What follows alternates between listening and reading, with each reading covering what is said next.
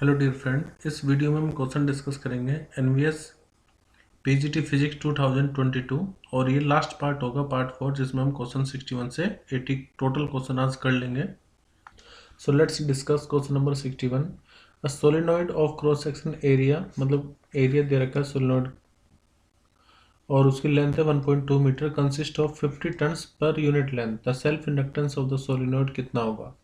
देखो, self inductance का formula होता है mu naught N square into में एरिया इंटू में लेंथ एल। अब ये एन क्या है, तो एन होता है number of turns per unit length, number of turns per unit length. अब कैपिटल एल हमें निकालना है, स्मॉल एल ये है length of the wire, length of the solenoid.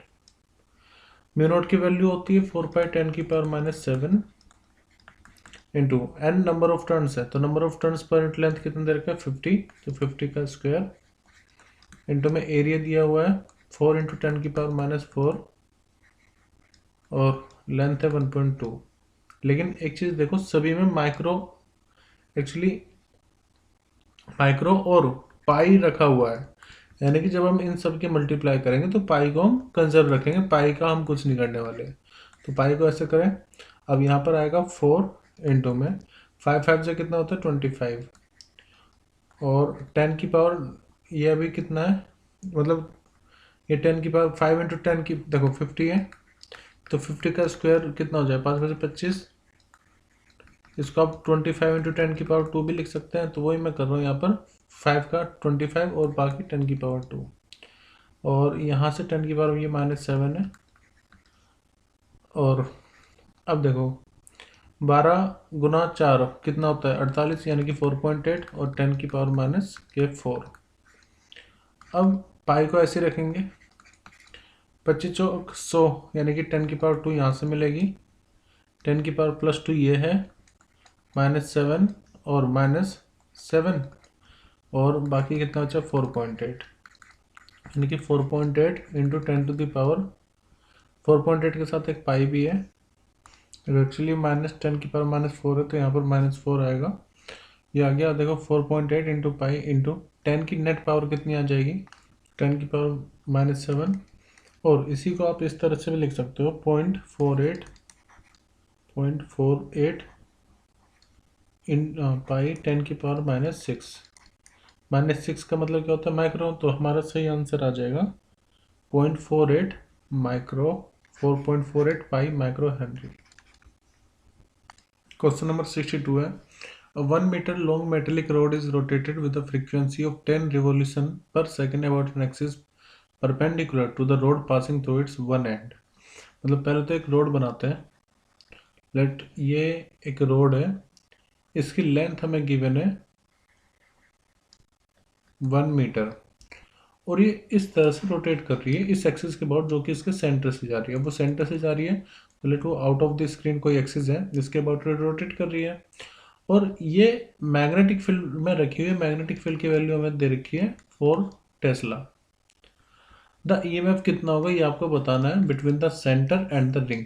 देखो जैसे ये सेंटर हो गया और ये रिंग हो गया, इसका सर्कमफ्रेंस, तो आपको बताना है कि इसका ईएमएफ कितना होगा। अब आपको एक फॉर्मूला पता होगी, अगर मान लो कोई रोड है वो v वेलोसिटी से मैग्नेटिक फील्ड में गिर रही है, तो उसके लिए जो मैग्नेटिक फील्ड का फॉर्मूला होता है, सॉरी उसके लिए जो फ्लक्स ईएमएफ का फॉर्मूला होता है, फ्लक्स की वजह से जो आएगा, फ्लक्स के चेंज होने की वजह से, वो होता है BLV। यहाँ पर भी कुछ ऐसे ही होगा, लेकिन इसके लिए जब कोई रोड है और वो रोटेट करे तो उसके लिए फॉर्मूला होगा 1/2 B। और देखो जैसे BLV है तो V को आप क्या लिख सकते हो, V = ω/L होता है, V = तो ω/L, तो B L, V को क्या लिखेंगे ω/L, तो ये हो जाएगा B ω/L का स्क्वायर, तो यहाँ पर हाफ B ω/L का स्क्वायर। मतलब ये फॉर्मूला आप ध्यान रखना, रोड के लिए तो सिर्फ BLV हो जाता है EMF का, लेकिन अगर कोई रोड है और वो रोटेट कर रही है इस तरह से कि वो एक रिंग फॉर्म कर रही होगी, तो उसके लिए हम फॉर्मूला यूज करेंगे 1/2 B ω/L का स्क्वायर। अब सब वैल्यू पुट करते हैं, 1/2 मैग्नेटिक फील्ड है 4 टेस्ला, ओमेगा की वैल्यू देखो रेडियन, जैसे ओमेगा है 10 रिवॉल्यूशन पर सेकेंड, तो इसको SI यूनिट में कन्वर्ट करेंगे हम, तो 10 इंटू रिवॉल्यूशन को रेडियन में कन्वर्ट करो तो 2 पाई से मल्टीप्लाई करनी पड़ेगी हमें अपॉन सेकेंड, तो ये हो जाएगा 20 पाई। तो ओमेगा की वैल्यू कितनी होगी 20 इंटू में पाई इंटू में लेंथ हमें कितनी गिवन है रोड की 1 मीटर, तो इसको तो ऐसे रखो। अब ये कितना हो जाएगा, तो देखो इसको आप लिख सकते हैं 10 और 4 इंटू 10 मतलब 40 और पाई को एज इट इज रखो, तो ईएमएफ कितना आ जाएगा 40 पाई, यानी कि हमारा आंसर होगा ऑप्शन 4। क्वेश्चन नंबर 63 है assign schedule voltage off peak value. देखो हमें पीक वैल्यू दी हुई है तो इसको हम डिनोट करेंगे वी नोट से, जो कि 282 वोल्ट है, फ्रीक्वेंसी 50 हर्ट्ज है, और इसको हम सीरीज एलसीआर में अप्लाई कर रहे हैं जिसमें आर, एक्सएल और एक्ससी हमें गिवन है। द पावर हमें फाइंड करनी है और पावर फैक्टर फाइंड करना है। देखो पहले मैं एक ट्रायंगल बनाता हूँ, राइट एंगल ट्रायंगल। इसमें लेटी एंगल अगर फाई है, इसको हम आर ले रहे हैं और यहाँ पर हम लेंगे एक्सएल माइनस एक्ससी। ये इम्पिडेंस ट्रायंगल कहलाता है और ये इम्पिडेंस हो जाएगा जेड। और जेड की वैल्यू क्या होती है, जेड का फॉर्मूला होता है एक्सएल माइनस एक्ससी का होल स्क्वायर प्लस में आर का स्क्वायर। ठीक है, हमें दो चीज़ें निकालनी है यहाँ पर, एक तो पावर फैक्टर और पावर डिसिपेट। तो दोनों का पहले फॉर्मूला डिस्कस कर लेते हैं। अगर आपको पावर फैक्टर निकालना है तो वो होगा कोस फाइव, और इस ट्रायंगल से अगर आप कोस फाइव देखो तो कोस फाइव मतलब कोस का मतलब क्या होता है बेस अपॉन में हाइपो, यानी कि आर अपॉन में जेड। तो अगर हम आर अपॉन जेड की वैल्यू निकाल पाए तो कोस फाइव यानी कि पावर फैक्टर हमें पता चल जाएगा। और पावर डिसिपेट निकालने के लिए देखो पावर का फॉर्मूला होता है एसी में V R M S, I R M S और कोस फाइव। लेकिन हमें पीक वैल्यू दे रखी है, तो हम इसको अगर पीक वैल्यू में चेंज करें तो ये रिलेशन होता है आरएमएस और पीक वैल्यू में। जो आरएमएस वैल्यू होती है वो पीक वैल्यू की 1/√2 टाइम्स होती है। ऐसे ही कंडीशन फॉलो होती है करंट के लिए I0/√2। जो आरएमएस वैल्यू होगी करंट की वो I0/√2 होगी। तो अगर मैं इस दोनों को रिप्लेस करूँ तो ऊपर आ जाएगा V0 I0 डिवाइड में देखो √2 और √2 की मल्टीप्लाई करोगे तो 2 आ जाएगा और cos फाइव। तो क्योंकि हमें पावर निकालने के लिए पावर फैक्टर की आवश्यकता पड़ रही है, तो पहले हम cos फाइव निकालेंगे और उसके बाद उस cos फाइव को यहाँ पर पुट करेंगे। दूसरा, हमें यहाँ पर रेजिस्टेंस पता है, मतलब इम्पिडेंस पता है, तो हम करंट नहीं पता तो करंट को निकालेंगे नहीं। करंट को देखो इसी फॉर्मूले को आप ऐसे भी लिख सकते हो, P इक्वल टू आपको पावर के 3 फॉर्मूले पता होगा, वी स्क्वायर अपॉन में आर, आई स्क्वायर आर और वी आई। तो मैं वी आई वाले फॉर्मूले को वी स्क्वायर अपॉन आर भी लिख सकता हूँ। So we can write it as V naught का स्क्वायर अपॉन में 2 इंटू अपॉन में आर जो कि रेजिस्टेंस होगा और कोस फाइव। लेकिन क्योंकि पावर जब हम एसी में निकालते हैं तो हमें सिर्फ रेजिस्टेंस नहीं होता, हमारे पास इम्पिडेंस होता है। तो हम यहाँ पर आर को रिप्लेस कर देंगे जेड से, क्योंकि जेड होगा नेट इम्पिडेंस, तो हमें आर की जगह लेना होगा जेड। तो पहले हम पावर फैक्टर निकालेंगे फिर हम पावर निकालेंगे इस फॉर्मूले का यूज करके। लेकिन पावर फैक्टर निकालते हैं पहले। देखो cos फाइव इक्वल टू कितना हो जाएगा आर अपॉन में जेड। जेड की वैल्यू निकाल लेते हैं, तो जेड एक्सएल माइनस एक्सी, यहाँ पर एक्सएल माइनस एक्सी मतलब 12 माइनस 6 का होल स्क्वायर प्लस 8 का स्क्वायर, यह आएगा 6 का स्क्वायर प्लस 8 का स्क्वायर, यानी कि 100 और ये आ जाएगा √10। वैसे आप डायरेक्टली भी याद रखो, जब एक साइड 6 और दूसरी 8 हो तो हाइपोटेनस 10 ही आता है। अब cos फाइव कितना हो जाएगा आर अपॉन जेड। आर की वैल्यू कितनी है अपने पास 8 और जेड की वैल्यू हमने निकाली 10, तो cos फाइव की वैल्यू कितनी आ गई 0.8। इसका मतलब ये हुआ कि हमारे यही दोनों ऑप्शन में से कोई एक ठीक होगा, बाकी हटा देते हैं। अब देखो पावर निकालते हैं, P equal to V naught का स्क्वायर, इस फॉर्मूले का यूज कर रहे हैं हम। वी नोट का स्क्वायर, वी नोट मतलब 282, ये पीक वैल्यू, इसका स्क्वायर डिवाइड में 2 इंटू इम्पिडेंस आया हमारे पास जेड 10 और cos फाइव कितना है 0.8। तो जब आप इसको सोल्व करोगे तो हमें मिलेगा 3180.96, और अगर हम इसको किलो में लिखें तो ये हो जाएगा, पॉइंट हमें यहाँ पर लाना पड़ेगा इस तरफ, तो हो जाएगा 3.18 इंटू 10⁻³ या जिसको आप राउंड ऑफ करके 3.2 किलो वाट भी लिख सकते हैं। तो हमारा सही एक्यूरेट आंसर होगा option 2 3.2 kilowatt. Question number 64, आपको 3 स्टेटमेंट गिवन है जो कि रियल इमेज के बारे में बता रही है स्फेरिकल मिरर के द्वारा। पहला है these are formed on the same side of the mirror as the object. चलो स्टेटमेंट हम बाद में पढ़ेंगे, पहले कंसेप्ट सीखते हैं। देखो स्फेरिकल मिरर में अगर हम कॉनकेव मिरर की बात करें तो कॉनकेव मिरर में ऐसे 5 केस होते हैं जहाँ पर इमेज रियल बनती है। जैसे अगर मैं मान लेते हैं फोकस और सेंटर ऑफ कर्वेचर के बीच में अगर ऑब्जेक्ट को रखूं तो इसकी इमेज सी के पीछे बनेगी। कैसे दिखाते हैं अभी। तो मान लो कोई लाइट रे है जो कि प्रिंसिपल एक्सिस के पैरेलल जा रही है, तो ये फोकस से होकर के जाएगी। और अगर कोई लाइट रे मान लीजिए फोकस से जा रही है तो आफ्टर रिफ्लेक्शन ये पैरेलल हो जाती है प्रिंसिपल एक्सिस के। तो देखो जैसे लाइट रे फोकस से गई प्रिंसिपल एक्सिस के पैरेलल, तो ये दोनों कहाँ पर कट करेंगी, बियॉन्ड सी। और जहाँ पर दो रिफ्लेक्टेड रे एक दूसरे को कट करती है वहीं पर इमेज बनती है। देखो जितनी भी इमेज शीशे के बाहर बन रही हो वो रियल दुनिया में बन रही है। एक्चुअली शीशे के पीछे की जो दुनिया होती है वो होती है वर्चुअल, उसके अंदर तो नहीं जा सकते हम। तो शीशे के पीछे अगर इमेज बन रही है तो उसको वर्चुअल इमेज बोलते हैं। शीशे के आगे अगर इमेज बन रही है तो उसको हम रियल इमेज बोलते हैं। और देखो इमेज कैसी बनी है, इन्वर्टेड बनी है, यानी कि जो भी रियल इमेज होगी वो कैसी होगी, इन्वर्टेड होगी और शीशे के बाहर होगी। यानी कि we can say that the screen will be always formed on the same side as the object. तो मतलब ये कह सकते हैं same side as the object, मतलब जो इमेज बनी है वो कहाँ बनी है, जहाँ पर ऑब्जेक्ट रखा हुआ है उसी साइड पर, क्योंकि शीशे के बाहर बन रही है। अब देखो अगर शीशे के अंदर कोई इमेज बनती है तो वहाँ पर शीशे के अंदर तो हम इमेज जाकर के स्क्रीन जाकर के रख नहीं सकते हैं। तो वर्चुअल जो इमेज होती है वो उसको हम स्क्रीन पर फॉर्म नहीं कर सकते, लेकिन हम शीशे के बाहर कहीं पर भी स्क्रीन रख सकते हैं। तो मान लो जहाँ पर स्क्रीन जहाँ पर इमेज बन रही है अगर हमने वहीं पर स्क्रीन रख दी तो वो इमेज उस स्क्रीन पर बन जाएगी। इसका मतलब ये हुआ कि रियल इमेज को हमेशा स्क्रीन पर फॉर्म्ड किया जा सकता है।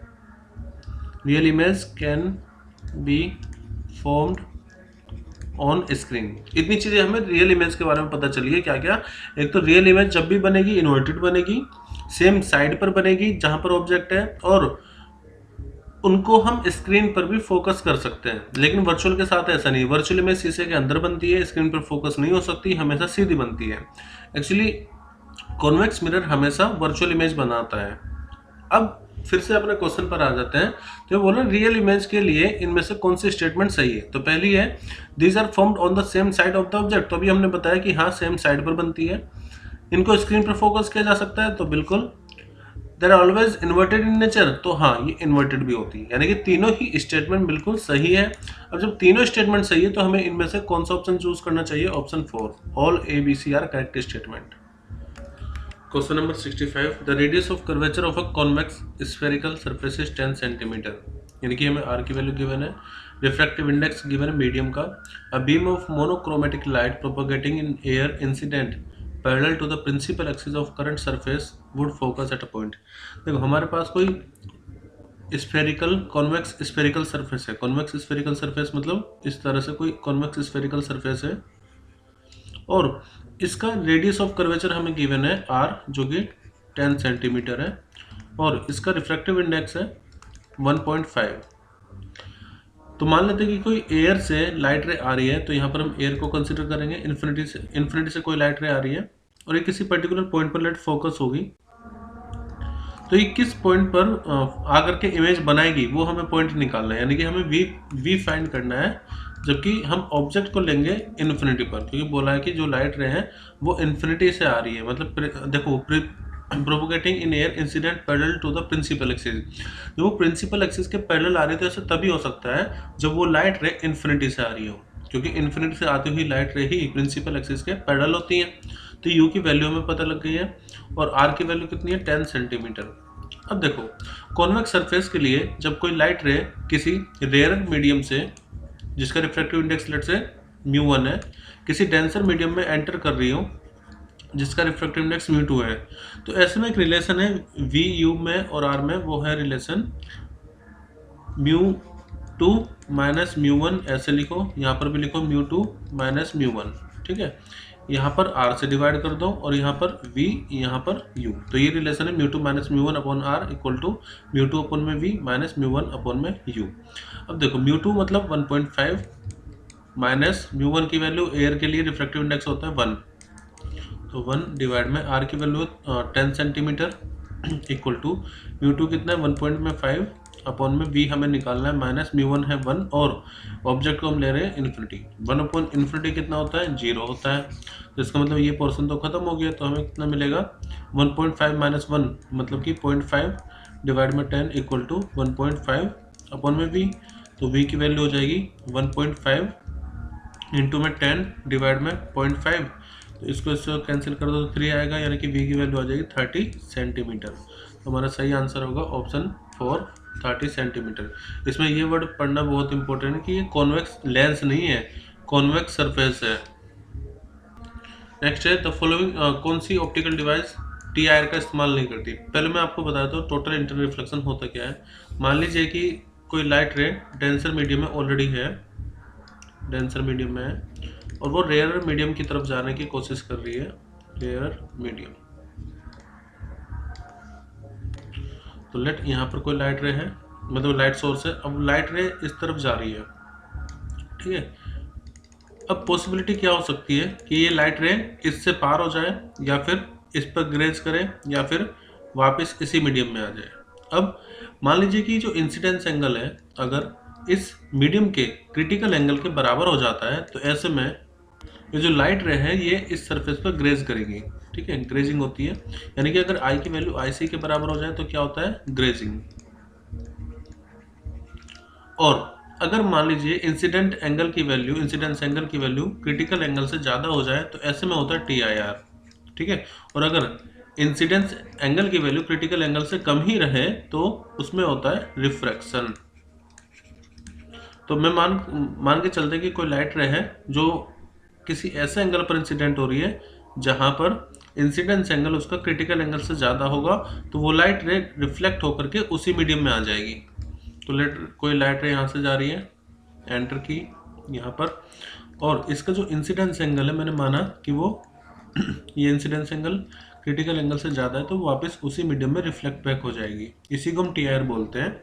अब देखो प्रिज्म में भी TIR होता है, जिसकी वजह से उसमें आप अलग अलग कलर देखते हैं, मल्टीपल कलर देखने को मिलते हैं। और ऑप्टिकल फाइबर में भी TIR का इस्तेमाल होता है। डायमंड भी इसलिए स्पार्क कर पाता है क्योंकि उसमें टोटल इंटरनल रिफ्लेक्शन हो पाता है। तो इसमें सही आंसर होगा हमारा कंपाउंड माइक्रोस्कोप। कंपाउंड माइक्रोस्कोप में हम TIR का इस्तेमाल नहीं करते, वहाँ पर जस्ट हम 2 लेंस लेते हैं, कॉन्वेक्स लेंस। नेक्स्ट है which one of the following phenomena can be explained using corpuscular model of light. देखो अगर मैं इंटरफेरेंस, डिफ्रैक्शन और पोलराइजेशन की बात करूं तो इस सब में हम लाइट को कंसीडर करते हैं एज अ वेव। तो बचा हमारे पास एक ही ऑप्शन यानी कि रिफ्रैक्शन ऑफ लाइट, तो इसका सही आंसर हो जाएगा refraction of light. Next question the objective lens of refracting telescope has a focal length. देखो फोकल लेंथ हमें गिवन है f0, हम इसको बोलेंगे f0 जो कि 15 मीटर है, और हमें निकालना है एंगुलर मैग्निफिकेशन जो कि -f0 अपॉन FE के इक्वल होता है। और आई पीस की फोकल लेंथ भी हमें गिवन है जो कि 1 सेंटीमीटर है, 1 सेंटीमीटर। तो इस 1 सेंटीमीटर को हमें कन्वर्ट करना होगा पहले मीटर में। तो 1 सेंटीमीटर इक्वल टू 1/100 मीटर, तो इसको इस तरह से आप लिख सकते हैं। अब मैग्निफिकेशन निकालना है तो -f0 की वैल्यू 15 और FE की वैल्यू है 1/100, तो ये हो जाएगा -1500। तो हमारा सही आंसर होगा ऑप्शन 2। क्वेश्चन नंबर 69 है, कोई सिंगल स्लिट एक्सपेरिमेंट हम यहाँ पर कर रहे हैं और एक स्क्रीन रखी हुई है। अब यहाँ पर हमें कुछ डिफ्रैक्शन पैटर्न मिल रहे हैं। क्वेश्चन में पूछा गया है कि what is the path difference between the rays coming from 2 edges of the slit at the first minimum of the diffraction pattern. देखो मिनिमम की कंडीशन पाथ डिफरेंस के लिए अगर देखें तो पाथ डिफरेंस होना चाहिए n टाइम्स लैम्डा के। अब यहाँ पर हमें फर्स्ट मिनिमम बताना है, तो फर्स्ट मिनिमम ये कंडीशन किसकी है, मिनिमम की, यानी कि डार्क फ्रिंजेस के लिए पार्ट डिफरेंस होना चाहिए n लैम्डा। अब हम फर्स्ट मिनिमम देख रहे हैं तो n की वैल्यू हम कितने पुट करेंगे 1, तो पार्ट डिफरेंस हमारा आ जाएगा लैम्डा के बराबर। तो हमारा आंसर क्या होगा, वही जो वेवलेंथ है, यानी कि वेवलेंथ अगर 600 नैनोमीटर है तो पार्ट डिफरेंस भी 600 नैनोमीटर होगा। नेक्स्ट है which one of the following statement is true about the photo electric effect apparatus. पहले मैं आपको फोटो इलेक्ट्रिक इफेक्ट बताता हूँ क्या होता है, उसके बाद हम देखेंगे। और एपरेटस, मान लीजिए कि आप किसी लाइट को, मोनोक्रोमेटिक लाइट को किसी मेटल पर इंसिडेंट करवा रहे हैं, तो इसमें कम से कम इतनी एनर्जी होनी चाहिए। मान लीजिए ये जब आ रहा है तो इसकी एनर्जी लेट ई है जो कि एच न्यू के बराबर होगी, और लेट ये मेटल है तो मेटल का कुछ वर्क फंक्शन होगा, मैं जिसको फाई नॉट बोल रहा हूँ। अब इसकी एनर्जी, जो इंसिडेंट फोटोन आ रहे हैं, अगर इनकी एनर्जी वर्क फंक्शन से ज़्यादा है तो ये इलेक्ट्रॉन को, या अगर बराबर भी है तो जस्ट ये इलेक्ट्रॉन को निकाल देंगे, ठीक है। लेकिन अगर एनर्जी फाई नॉट से ज़्यादा है तो इलेक्ट्रॉन को निकालेंगे भी और उनकी कुछ काइनेटिक एनर्जी भी उनमें रहेगी। मैं रिपीट करता हूँ, अगर मान लीजिए जो इंसिडेंट फोटोन है ये मेटल से आकर के टकरा रहे हैं, अगर एनर्जी वर्क फंक्शन के बराबर है तब तो ये इलेक्ट्रॉन को जस्ट निकाल देंगे, लेकिन अगर एनर्जी वर्क फंक्शन से भी ज़्यादा है तो इलेक्ट्रॉन को निकालेंगे भी और उनमें कुछ काइनेटिक एनर्जी भी रहेगी। अब ये जो काइनेटिक एनर्जी इलेक्ट्रॉन की है, अगर इसको हमें जीरो करना है तो हमें कुछ स्टॉपिंग पोटेंशियल एग्जिस्ट करना, मतलब लगाना पड़ता है। वो स्टॉपिंग पोटेंशियल काइनेटिक एनर्जी के इक्वल होना चाहिए, यानी कि क्यू वी नॉट। अब देखो यहाँ पर जो इक्वेशन बनती है फोटो इलेक्ट्रिक इफेक्ट की, वो होती है एच न्यू इक्वल टू, कुछ एनर्जी तो वर्क फंक्शन में चली गई और कुछ जाएगी काइनेटिक एनर्जी में, जिसको हम क्यू वी नॉट लिख रहे हैं। अब यहाँ पर h nu minus work function को जब आप इधर लाओगे, वर्क फंक्शन का फॉर्मूला है एच न्यू नॉट, तो h nu naught equal to Q into में वी नॉट, ठीक है, वी नॉट।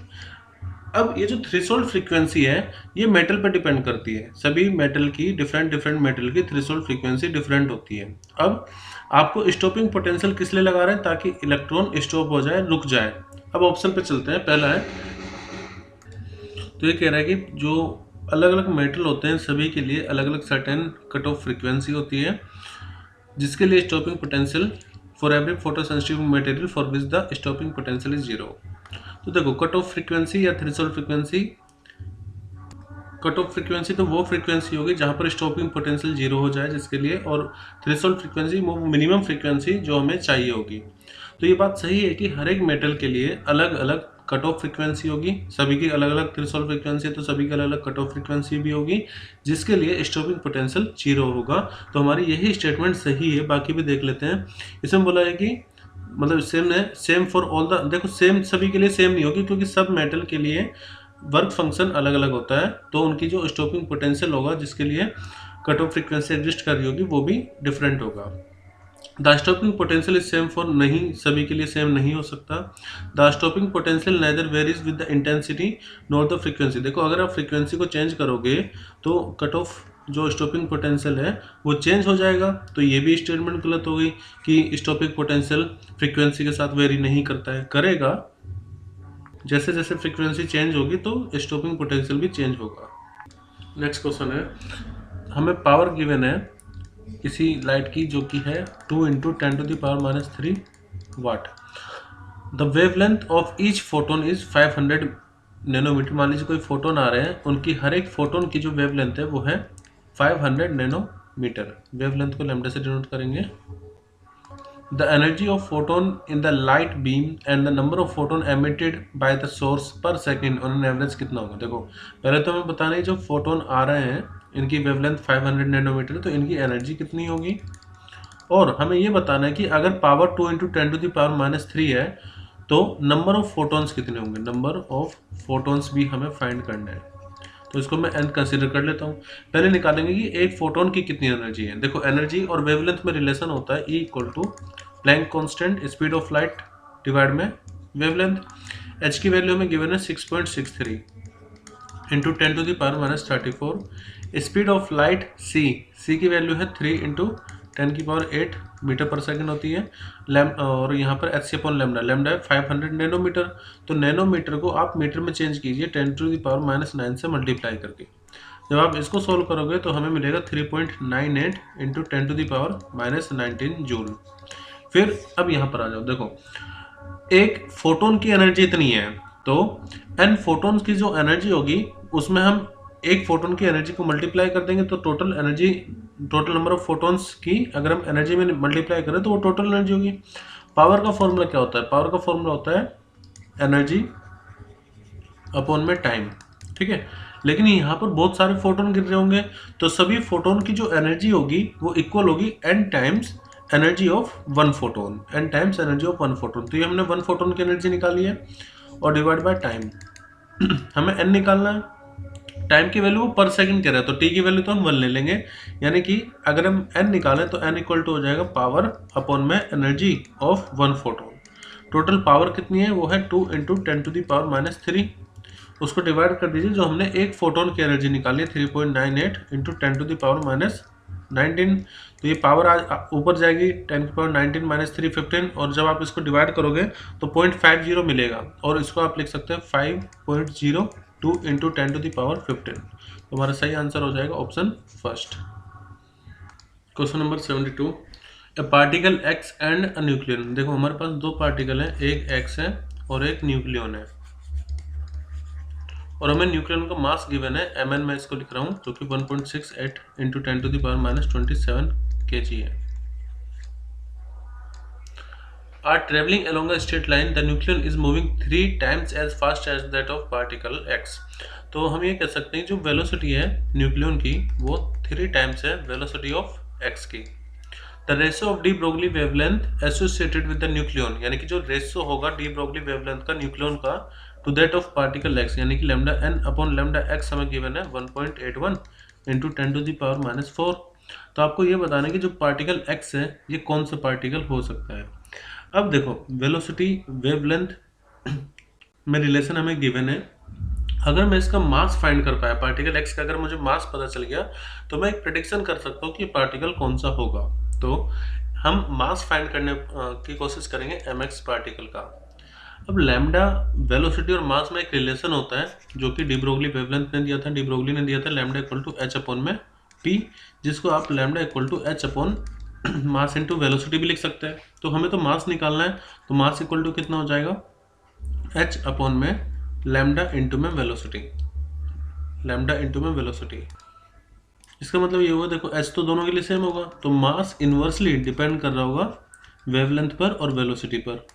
तो इसका मतलब ये होगा कि जब आप रेशियो निकालोगे तो अगर रेशियो निकालना है mx upon mass of nucleon, ये इक्वल किसके होगा। देखो मैंने बताया मास इन्वर्सली लैम्डा और वेलोसिटी पर डिपेंड कर रहा है, तो मैंने पहले ऐसे लिख लिया। अब x ऊपर है ना, तो यहाँ पर इसका ये नीचे लिखना होगा, मास ऑफ न्यूक्लियन नीचे है तो इसका जो वेवलेंथ और वेलोसिटी है वो ऊपर रहेगी इस तरह से, ठीक है।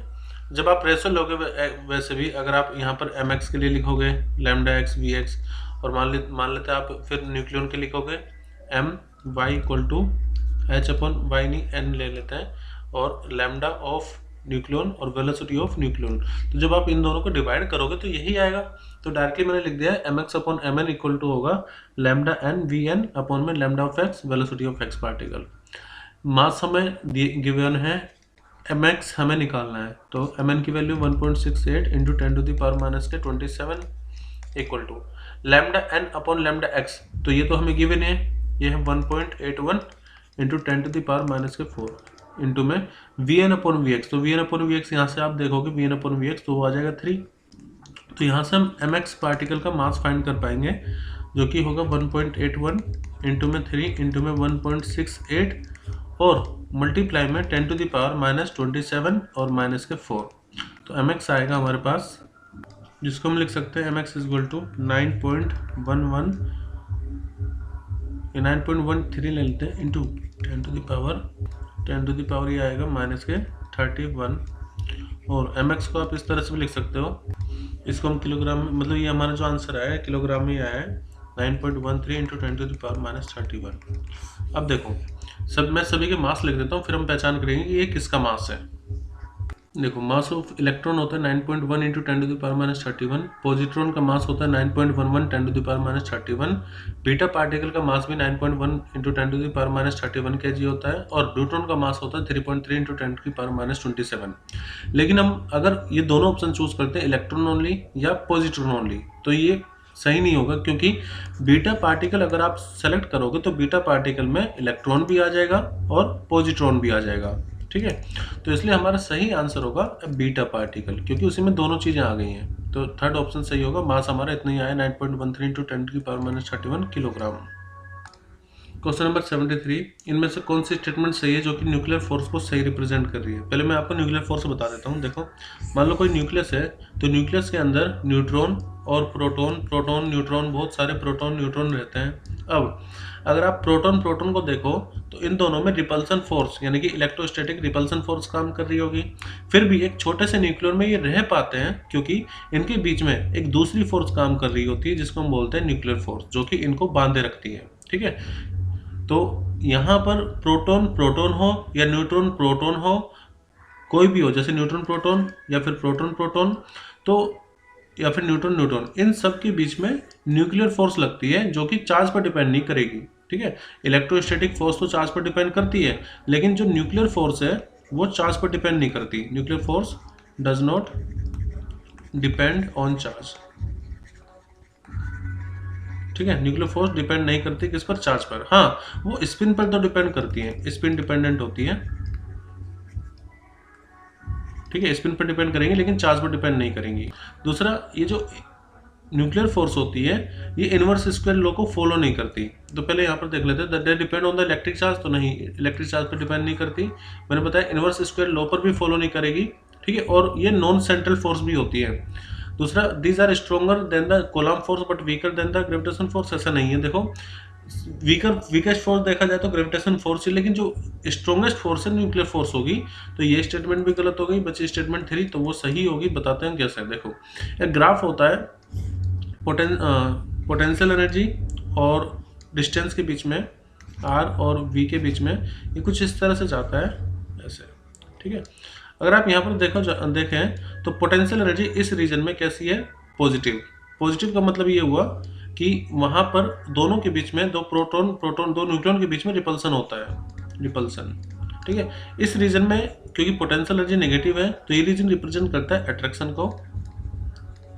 ठीक है, यहाँ पर मिनिमम पोटेंशियल एनर्जी है। फिर जैसे जैसे आप डिस्टेंस की वैल्यू बढ़ाओगे तो पोटेंशियल एनर्जी जीरो होने लगती है। इसका मतलब उनके बीच में जो अट्रैक्शन है वो जीरो होने लगेगा जब डिस्टेंस की वैल्यू बहुत ज़्यादा इंक्रीज हो जाएगी। तो थर्ड पॉइंट ये है कि the nuclear force between two nucleon falls rapidly to zero as the distance more than few femtometre. जैसे ही फेमटोमीटर मतलब 10⁻⁻15 मीटर से, जैसे ही मान लो दो न्यूक्लियन एक न्यूक्लियस से बाहर निकले तो उनके बीच में फिर न्यूक्लियर फोर्स काम नहीं करती। इसलिए इसमें बोला गया है कि ये जो न्यूक्लियर फोर्स होगी, जैसे जैसे आप डिस्टेंस इंक्रीज करोगे तो वो जीरो होती जाएगी। बिल्कुल सही बात है ये, इस ग्राफ से मैंने आपको समझाया। तो यहाँ पर आंसर हमारा सही होगा ऑप्शन 3। नेक्स्ट है, which one of the following statement is true about the probability of particle. वैसे मैं आपको बता दूं प्रोबेबिलिटी क्या होता है। जैसे मान लीजिए अगर कोई वेव फंक्शन है तो वेव फंक्शन की अगर आप उसी के वेव फंक्शन में मल्टीप्लाई करोगे तो वो होता है प्रोबेबिलिटी।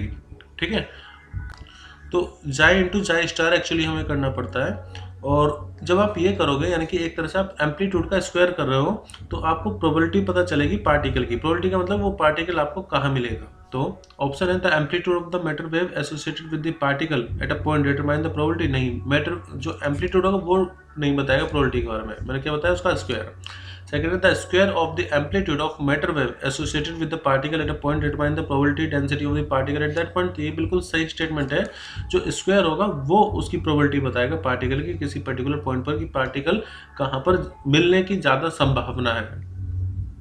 यहाँ पर दिया हुआ है the amplitude of matter wave associated with the particle can not determine the probability density. ऐसा नहीं है, अगर आप उस एम्पलीट्यूड को यूज करो लेकिन उसका स्क्वायर करके तो आपको प्रोबेबिलिटी बताएगा। तो स्टेटमेंट गलत है।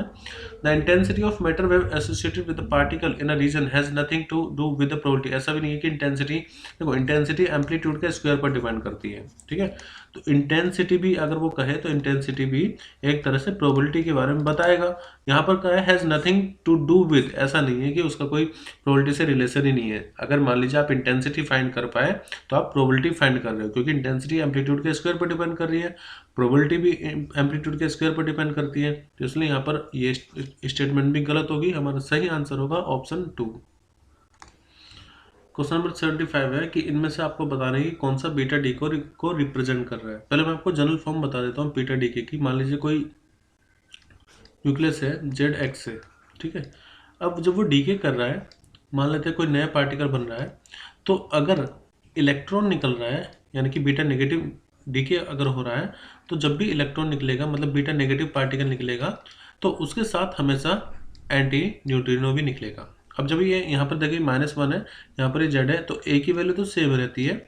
यहाँ पर आपको लिखना पड़ेगा Z+1, ठीक है। इसका मतलब ये हुआ, जैसे ये हो गया पेरेंट न्यूक्लियाई और ये डॉटर न्यूक्लियाई। तो जो डॉटर न्यूक्लियाई है उसका जो एटॉमिक मास नंबर है वो तो सेम होगा, लेकिन जो उसका एटॉमिक नंबर है वो इंक्रीज हो जाएगा बाय 1 +1। कब? जब बीटा नेगेटिव डीके है। लेकिन अगर ये तो बीटा नेगेटिव डीके का मैंने आपको बताया जनरल फॉर्म। अगर मान लीजिए बीटा पॉजिटिव डीके हो रहा है, तो ऐसे में कोई मान लेते हैं पेरेंट न्यूक्लियाई ZX है और एक नया पार्टिकल हमें मिल रहा है डॉटर न्यूक्लियाई जिसको हम बोलेंगे, तो उसका एटॉमिक मास नंबर रहेगा सेम प्लस, यहाँ पर बीटा पॉजिटिव निकला तो उसको हम इस तरह से डिनोट करेंगे +1 E0। और जब भी बीटा पॉजिटिव यानी कि जिसको हम पॉजिट्रॉन भी बोलते हैं, पॉजिट्रॉन अगर निकल रहा है तो उसके साथ न्यूट्रिनो निकलेगा, ठीक है। ये हो गया न्यूट्रिनो। तो ये है हमारा बीटा पॉजिटिव डीके। अब जैसे यहाँ पे +1 है तो हमें लिखना पड़ेगा यहाँ पर Z-1 ताकि ये चीज़ बैलेंस रहे, Z बैलेंस रहे। अब इसका मतलब ये हुआ कि अगर बीटा पॉजिटिव डीके हो रहा है तो डॉटर न्यूक्लियाई का एटॉमिक मास नंबर तो सेम रहेगा पेरेंट न्यूक्लियाई का, लेकिन जो एटॉमिक नंबर है वो 1 कम हो जाएगा। अब चलते हैं अपने ऑप्शन पे। पहला है यहाँ पर देखो ये इलेक्ट्रॉन का यूज़ किया जा रहा है, ऐसा नहीं है, ये स्टेटमेंट गलत इसलिए है क्योंकि इलेक्ट्रॉन का हम यूज़ नहीं करेंगे, इलेक्ट्रॉन तो बाहर निकलेगा। सेकंड है यहाँ पर पॉजिट्रॉन का यूज़ हो रहा है, तो ऐसा नहीं है पॉजिट्रॉन बाहर निकलेगा। इसको और देख लेते हैं, यहाँ पर -1 +1, देखो यहाँ पर ऐसा नहीं है कि कहीं पर बीटा नेगेटिव या बीटा पॉजिटिव निकल रहा है, तो ये भी गलत हो गया। इसको चेक कर लेते हैं। यहाँ पर देखो ये है पेरेंट न्यूक्लियर 15p32, तो मैंने आपको बताया था एटॉमिक मास नंबर तो सेम रहेगा जो कि सेम है यहाँ पर। और मैंने आपको बताया था जब बीटा नेगेटिव पार्टिकल निकले तो उसके साथ हमेशा न्यूट्रिनो निकल रहा है, तो ये भी बात फॉलो हो रही है, सही है। और मैंने आपको बताया था जब बीटा नेगेटिव पार्टिकल निकलेगा तो एटॉमिक नंबर 1 ज़्यादा होगा डॉटर न्यूक्लियाई का। तो देखो यहाँ पर 15 में आप 1 ऐड करो तो 16 हो जाएगा। तो ये स्टेटमेंट बिल्कुल सही है, तो हमारा 75 का आंसर होगा 3। तो आप इनको जरूर ध्यान रखें, बीटा नेगेटिव और बीटा पॉजिटिव पार्टिकल की जनरल इक्वेशन। क्वेश्चन नंबर 76, हमारे पास एक न्यूक्लियर फिजन रिएक्टर है, तो पहले एक रिएक्टर बना ही लेते हैं। यहाँ पर हम क्या करते हैं, आप दिया हुआ है which is operating with 20% efficiency and output power of 200 megawatt is short, यानी कि ये आउटपुट इधर मान लेते हैं आउटपुट। तो आउटपुट पर जो हमें पावर मिल रही है वो 200 मेगावाट मिल रही है, ठीक है। और इस रिएक्टर की जो एफिशिएंसी है वो है 20%। इसका मतलब ये हुआ कि यहाँ पर मान लेते हैं पावर इनपुट, जितनी भी पावर इनपुट हो रही होगी, मतलब जितनी भी पावर इनपुट पर बन रही होगी उसका आउटपुट हमें 20% मिल रहा है, 20% मिल रहा है हमें आउटपुट। इसका मतलब ये हुआ कि इनपुट पर पावर ज़्यादा बन रही होगी लेकिन उसका कुल 20% आपको आउटपुट पर मिल रहा है, ठीक है। तो मैं कह सकता हूँ कि जो पावर आउटपुट होगी, आउटपुट पर जो पावर होगी वो 20% होगी किसके, इनपुट के, पावर इनपुट, क्योंकि आउटपुट पर आपको वही तो मिलेगा जो इनपुट पर बनेगा, लेकिन उसका 20% मिल पा रहा है। अब आगे बोला है if the mass lost per unit gram of the uranium fuel in the fusion is 0.8 milligram. अब देखो यहाँ पर क्या हो रहा है कि आप कुछ मटेरियल का यूज़ करोगे, मान लो हम यूरेनियम का इस्तेमाल कर रहे हैं, यहाँ पर यूरेनियम का इस्तेमाल हमने किया।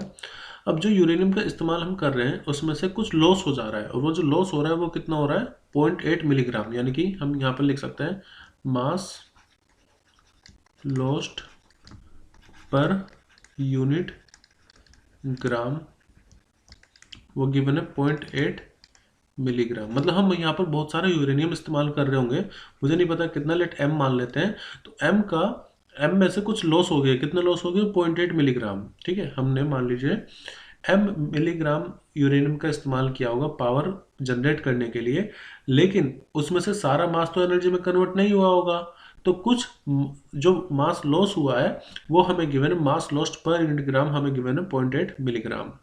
आगे बोला है how much uranium is needed per hour. तो आपको अगर आउटपुट 200 मेगावाट चाहिए तो आपको कितना मास यूज करना चाहिए यहाँ पर, वो हमें फाइंड करना है। देखो आउटपुट पावर हमें सिर्फ कितनी मिल रही है, आउटपुट पावर हमें मिल रही है 200 मेगावाट। तो हमें ये फाइंड करना पड़ेगा कि हम इनपुट पर कितना मास इस्तेमाल कर रहे हैं। तो हमें पहले निकालना होगा मास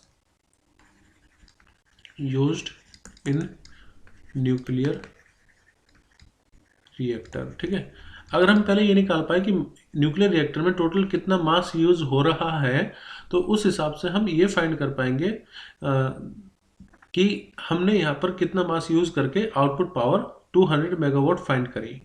तो ध्यान रहे हमें निकालना पर आवर, मतलब 1 घंटे में आप कितना इस्तेमाल कर रहे हैं।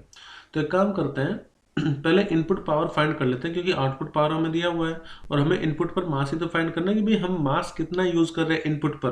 तो पावर आउटपुट 200 मेगावाट है, तो पावर इनपुट कितना हो जाएगा, पावर इनपुट हो जाएगा power output multiply by 100 upon में 20, यानी कि इनपुट पर जो पावर हम यूज कर रहे होंगे, जो हमें मिल रही है, वो 100 अपॉन 20 होगी आउटपुट पर। अब आउटपुट पर पावर कितनी है, 200, तो इसको आप ऐसे लिख लीजिए 100 अपॉन में 20 मल्टीप्लाई में 200।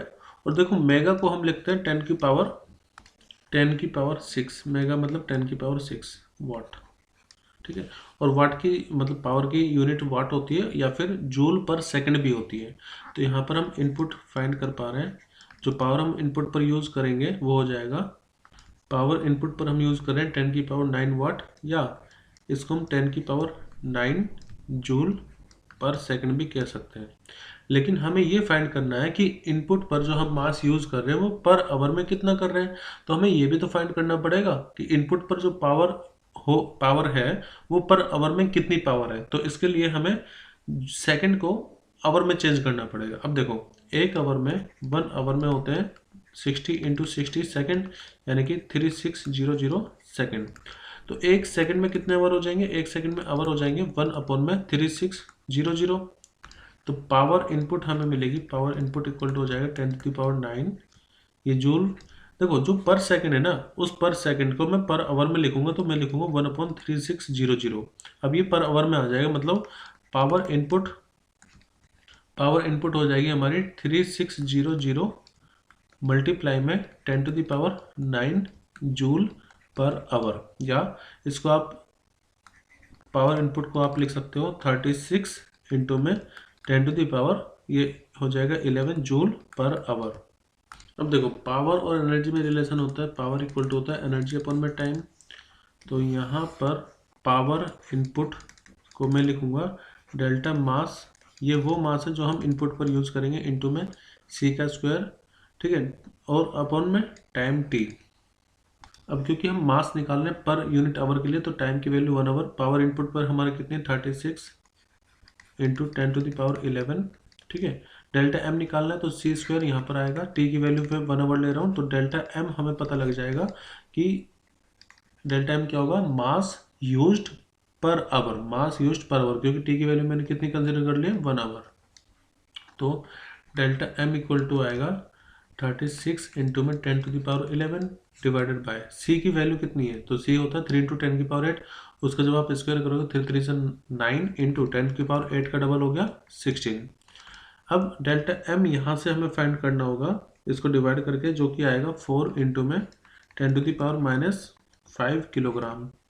ठीक है, लेकिन हम इसको मिलीग्राम में चेंज करेंगे, तो मिलीग्राम में चेंज करने के लिए आप इसको ऐसे कर सकते हो 4 इंटू 10 टू द पावर -5, मिली में चेंज करना है तो 10 की पावर 3 से मल्टीप्लाई कर दीजिए, मिली ग्राम में आ जाएगा। तो डेल्टा एम की मतलब जो मास आप यूज कर रहे हैं उसकी वैल्यू आएगी 4 या 40 मिलीग्राम। तो इतना मास हम इनपुट पर यूज कर रहे हैं 1 घंटे में पर आवर में। ठीक है, अब इसमें से मतलब हमने टोटल मास पर आवर, इसको मैं लिख देता हूँ मास यूज्ड पर आवर। इतना मास हम यूज कर रहे हैं 1 घंटे में, हम 40 मिलीग्राम मास यूज कर रहे हैं 1 आवर में to generate power output at 200 megawatt. या फिर हम ये कह सकते हैं कि हम इतना मास यूज कर रहे हैं ताकि इनपुट पर पावर हमें 10 की पावर 9 जूल पर सेकंड मिल सके। अब ये टोटल मास हम यूज कर रहे हैं और 1 घंटे में 0.8 मिलीग्राम मास लॉस हो जा रहा है, तो टोटल जो मास हमें चाहिए होगा वो कितना होगा। अब देखो हमें गिवन है मास लॉस्ट पर यूनिट ग्राम, मतलब 1 ग्राम के लिए जो मास लॉस हो रहा है वो है 0.8 मिलीग्राम। तो जो मास हमें यूज़ करना होगा it will be equal to, हमें डिवाइड करना होगा जो हमारा हम यूज़ कर रहे mass 40 milligram divided by 0.8 milligram, ठीक है। तो जब आप 40 को 0.8 से डिवाइड करेंगे तो कितना आएगा 50 ग्राम। मतलब हमें एटलीस्ट इतना मास यूज़ करना होगा, 50 ग्राम हमें मास यूज़ करना होगा। उनमें से कुछ तो लॉस हो जाएगा, 0.8 मिलीग्राम 1 घंटे में लॉस हो जाएगा, तो इतना ही मास हम यूज़ कर पाएंगे। एक्चुअली टोटल मास जो हम यूज़ कर रहे हैं वो तो 50 ग्राम होगा, लेकिन जो हम यूज़ कर पाएंगे वो होगा 40 मिलीग्राम, ठीक है, क्योंकि कुछ लॉस हो जा रहा है। तब जाकर के इन आउटपुट पर पावर हमें मिलेगी 200 मेगावाट। तो यहाँ पर सही आंसर होगा ऑप्शन 4।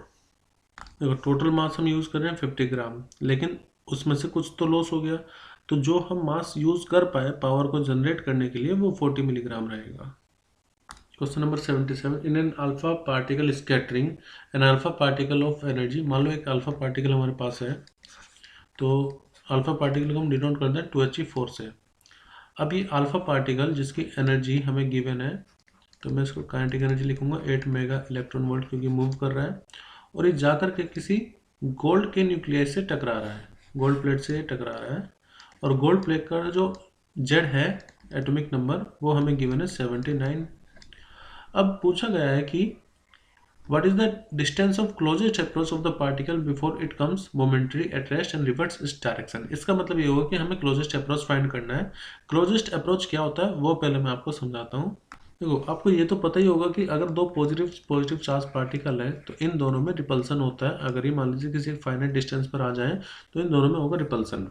अब ये जो अल्फा पार्टिकल होता है इस पर चार्ज होता है पॉजिटिव, और जो यहाँ पर गोल्ड का न्यूक्लियाई होगा, गोल्ड के न्यूक्लियाई के अंदर होगा प्रोटॉन। इसका मतलब जब ये अल्फा पार्टिकल जिसका चार्ज पॉजिटिव है, यहाँ पर प्रोटॉन है जिसका चार्ज पॉजिटिव है, तो अगर ये एक सर्टेन डिस्टेंस तक आ गया, मतलब एक ऐसे डिस्टेंस पर आ गए जिसमें इन दोनों का जो रिपल्सन है वो काफ़ी ज़्यादा हो जाएगा अगर इनकी काइनेटिक एनर्जी से, तो ये पार्टिकल आकर के यहाँ पर रुकेगा और फिर से अपने वापस उसी डायरेक्शन में चले जाएगा। तो हमें ये फाइंड करना है कि इनके बीच की वो मिनिमम डिस्टेंस, मिनिमम सेपरेशन कितना रह जाएगा कि वहाँ पर आकर के पार्टिकल अपने पाथ को रिट्रेस कर ले, मतलब वापस चले जाए। अब देखो ये यहाँ पर आकर के वापस क्यों जा रहा होगा, क्योंकि यहाँ पर जब ये आ रहा है तो इसमें कुछ काइनेटिक एनर्जी शुरू में थी। अब इसकी जो टोटल काइनेटिक एनर्जी होगी वो अगर इन दोनों की पोटेंशियल एनर्जी के बराबर हो जाए तभी इसमें कोई भी एनर्जी नहीं बचेगी। तो मैं कह रहा हूँ कि at the distance of closest approach, at distance of closest approach, जो पार्टिकल की काइनेटिक एनर्जी होती है ½ mv², ठीक है, वो टोटली इक्वल हो जाती है इन दोनों की पोटेंशियल एनर्जी के। पोटेंशियल एनर्जी का फॉर्मूला होता है K(Q1Q2)/R, K(Q1Q2)/R, ठीक है। K की वैल्यू होती है 1/4πε0। अब Q1 मतलब इसका चार्ज ले लेते हैं, तो चार्ज मतलब यहाँ पर कितना होगा, नंबर ऑफ न्यूक्लियन 79 है, तो हम क्या करेंगे 79 इंटू में E, ठीक है, multiply by charge of alpha particle जो कि 2 टाइम्स होगा E के, तो 2E हमें यहाँ पर लिखना पड़ेगा अपॉन में R0 मतलब जो डिस्टेंस ऑफ क्लोजेस्ट अप्रोच है। चलो फिलहाल के लिए मैं अगर इसको जेड भी लिख लूँ तो पहले जनरल फॉर्मूला निकाल लेते हैं R0 का। मैं फिलहाल इसको जेड ही लिख लेता हूँ, 79 को वैल्यू बाद में पुट करेंगे। तो काइनेटिक एनर्जी बराबर किसका हो जाएगा 1/4πε0 जेड ई इंटू में 2E अपॉन में R0। क्योंकि हमें मास और V नहीं दिया हुआ है तो हमें तो काइनेटिक एनर्जी गिवन है, तो इसलिए हम फॉर्मूला लिखेंगे R0 का काइनेटिक एनर्जी के टर्म में, जो कि हमें 8 मेगा इलेक्ट्रॉन वोल्ट गिवन है। तो R0 का अगर फॉर्मूला देखा जाए 1/4πε0 को हम वैसे तो K भी कहते हैं, लेकिन अभी 1/4πε0 ही लिख लेते हैं। जेड ऊपर हो जाएगा ट्वाइस जेड ई का स्क्वायर अपॉन में ये जो काइनेटिक एनर्जी है अल्फा पार्टिकल की यहाँ पर आ जाएगी। तो ये फॉर्मूला आपको एक्चुअली डायरेक्टली अप्लाई करना है। मैंने फॉर्मूला कैसा है वो आपको बता दिया। R0 का फॉर्मूला होगा K(Z)² अपॉन में kinetic energy of alpha particle. अब सब वैल्यू पुट करते हैं, तो R0 इक्वल टू 1/4πε0 की वैल्यू होती है 9 × 10⁹, जेड की वैल्यू 79 गिवन है, ई का स्क्वायर, तो ई का स्क्वायर मतलब 1.6 × 10⁻19 का स्क्वायर। अब काइनेटिक एनर्जी हमें गिवन है 8 mega electron volt, 8 mega mega मतलब 10 की पावर 6, इलेक्ट्रॉन वोल्ट को जूल में चेंज करेंगे तो 1.6 इंटू 10 की पावर -19 से मल्टीप्लाई करना होगा, तो ये आ जाएगा जूल में। इसका मतलब हम यहाँ पर लिखेंगे 8 इंटू में 10 की पावर 6 आया मेगा की वजह से, और 1.6 इंटू 10 की पावर -19 आया क्योंकि हमने इलेक्ट्रॉन वोल्ट को जूल में कन्वर्ट किया है। अब देखो एक पावर ही कैंसिल हो जाएगी और हमें निकालना है आर नॉट, तो इन सबको मल्टीप्लाई करना होगा। मैं इसको इस तरह से लिख रहा हूँ 9 इंटू 2, पहले इसको हाफ कर देते हैं, ये हो गया 4, तो 9 इंटू में 79।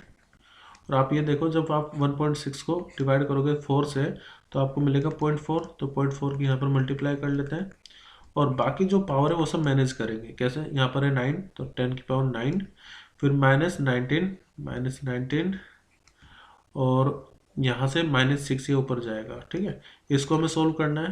तो जब आप इन सबको सोल्व करोगे और सेंटीमीटर में चेंज करोगे तो आंसर आएगा अबाउट 2.8 इंटू 10⁻12 सेंटीमीटर। नेक्स्ट है which of the following statement is true for bipolar junction transistor. देखो पहले मैं आपको एक कंसेप्ट बता देता हूँ। जैसे बाइपोलर जंक्शन ट्रांजिस्टर मतलब ट्रांजिस्टर की बात हो रही है, तो ट्रांजिस्टर में 3 रीजन होते हैं, एक बेस जो कि सेंटर पार्ट होता है, एक एमीटर और एक कलेक्टर।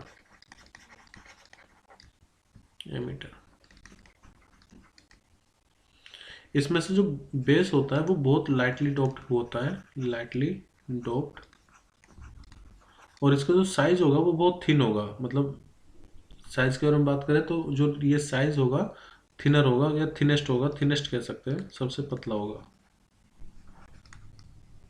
एमिटर की बात करें तो एमिटर में एक्चुअली एमिटर ही सब इलेक्ट्रॉन्स को एमिट करेगा, तो एमिटर को हमें बहुत ज़्यादा हैवीली डोप्ड करना पड़ता है, तो ये हैवीली डोप्ड होता है हैवीली डोप्ड। लेकिन इसका जो साइज होता है वो रहता है मॉडरेट।